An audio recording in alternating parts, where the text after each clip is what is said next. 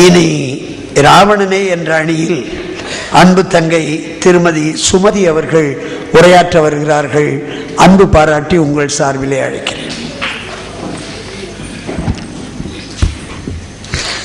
அரும்புக்குள் மனமாகி கரும்புக்குள் சுவையாகி என் நரம்புக்குள் உணர்வாகி என்னை வளர்த்த தமிழே, என்னில் வளர்கின்ற தமிழே, என் ஆவை நாடி அமர்வாய் நயந்து.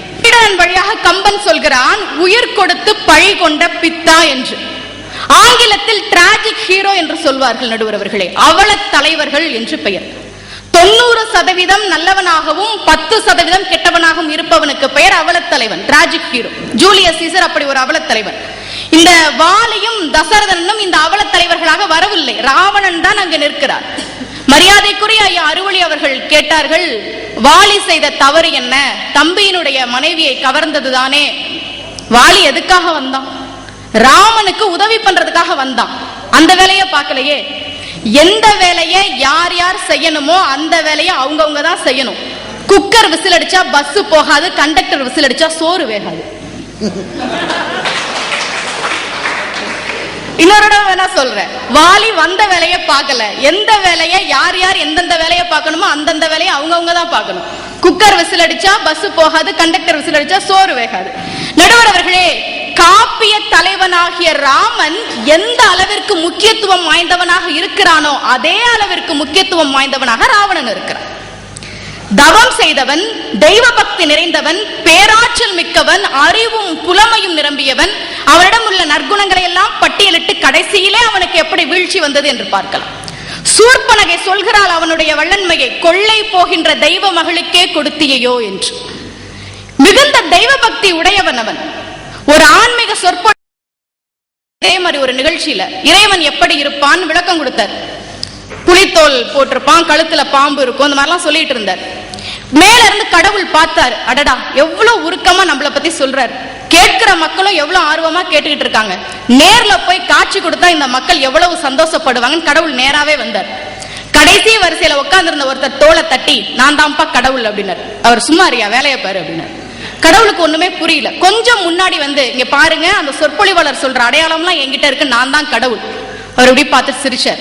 நேர ஆன்மீக சொற்பொழிவாளர்கிட்ட வந்து, எப்ப நான் தான் கடவுள்னு இந்த மக்களுக்கு சொல்லணும்னு அந்த சொற்பொழிவாளருக்கு கோபம் வந்து, இவரை உள்ள தள்ளி கதவை சாத்துங்க அப்படின்ட்டார். கடவுளுக்கு ஒரே வருத்தம், ஒருத்தருக்குமே பக்தி இல்லையா, இவ்வளவு கூட்டம் தலையாட்டி கேட்டுச்சேன்னு. நைட்டு ஒரு 12 மணிக்கு யாரோ கதவை தட்டுறாங்க. கதவை திறந்தா அந்த சொற்பொழிவாளர் நிக்கிறார். அவர் சொன்னாரு, நீதான் கடவுள்னு எனக்கு தெரியும், உன் பேரை சொல்லிதான் நான் பொழப்பு நடத்திக்கிட்டு இருக்கிறேன்.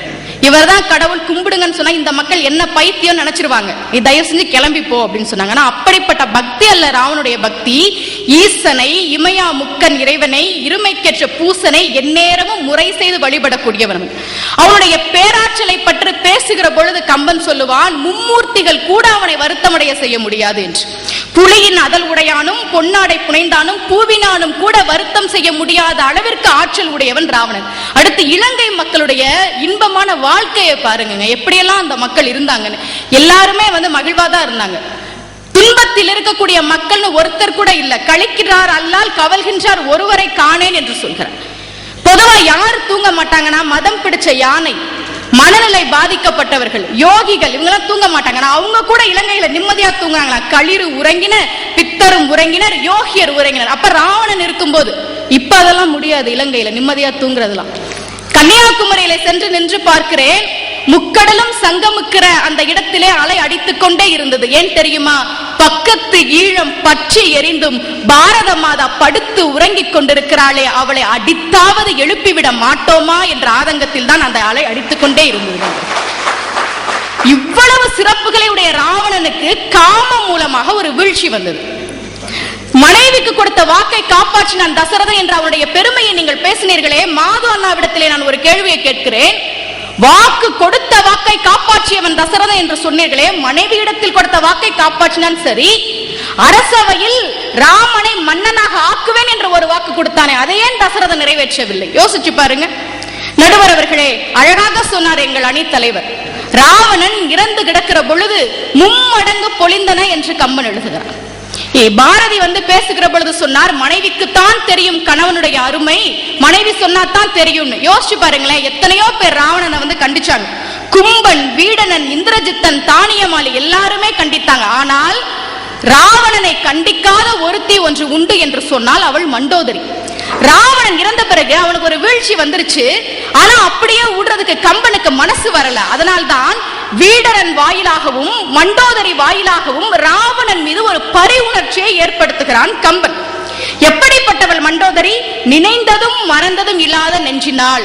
அவள் மறக்கவே இல்லை ராவணனை, மறத்தாதானே நினைக்கிறது. அப்படிப்பட்ட மண்டோதரி எப்படி அழுதாள்? நீங்கள் சொன்னீர்களே, தாரை தாரையாக கண்ணீர் வடித்தாள். தாரை என்று சொன்னீர்களே பாரதி. கம்பன் எழுதுகிறான், மண்டோதரி அழுத அழுகையை பார்த்து மரங்களும் மலைகளும் கூட உருகின. அந்த அளவிற்கு மண்டோதரி அழுதாள் என்று கம்பன் எழுதுகிறார். வீடனன் வாயிலாகவும் மண்டோதரி புலம்புகிற அந்த புலம்பலின் வாயிலாகவும் வீழ்ச்சி உற்ற ராவணன் மீது ஒரு பரிவுணர்ச்சியை ஏற்படுத்தி அவனுடைய புகழை தலை தூக்கி நிறுத்துகிறான் கம்பன் என்கிற காரணத்தால், நடுவர் அவர்களே, வீழ்ச்சியில் மாற்றி பெற்றவர் நிச்சயமாக ராவணன் தான் என்று சொல்லி வழக்கமாக நான் சொல்கிற வசனம் தான். ஒருவேளை என்னுடைய பேச்சில் ஏதேனும் குறை இருந்தால் அடுத்த ஆண்டும் பேச கூப்பிடுங்கள். அப்பொழுது இந்த குறையை நிவர்த்தி செய்து தருவேன் என்று கேட்டுக்கொண்டு விடைபெறுகிறேன். நன்றி, வணக்கம்.